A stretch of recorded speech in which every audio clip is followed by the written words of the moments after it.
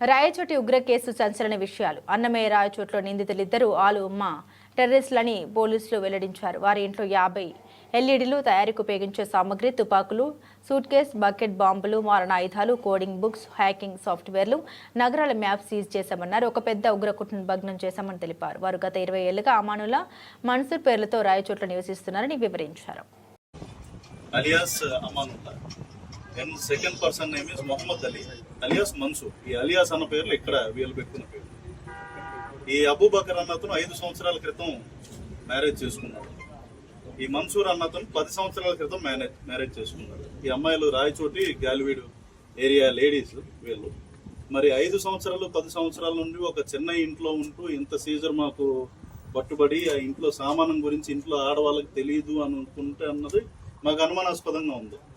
తెలుసా తెలీదా, మరి వీళ్ళని నిజంగానే ఏమార్చారా, మోసం చేశారా అన్నది ఫర్దర్ ఇన్వెస్టిగేషన్ లో మేము తేల్చాల్సిన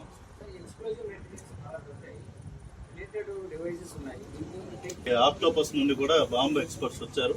ఇప్పుడు మనకేంటంటే దీంట్లో అన్నిటికన్నా ముఖ్యంగా ఇది ఫైండ్స్ ఐఈడి డివైస్ ఏదైతే సార్ ఇందాక మెన్షన్ చేసింది బాంబు అనేది అంటాం మనం. ఇంప్రూవైజ్ ఎక్స్ప్లోజివ్ డివైస్ ఒక సూట్ కేసులో ఉన్నట్టు గమనించాం. అది మాకున్న టెక్నికల్ డివైజెస్ అయి పెడితే దాంట్లో సెటన్ ఎక్స్ప్లోజివ్ ఉన్నట్టు వాళ్ళే టెక్నికల్ ఎక్స్పర్ట్స్.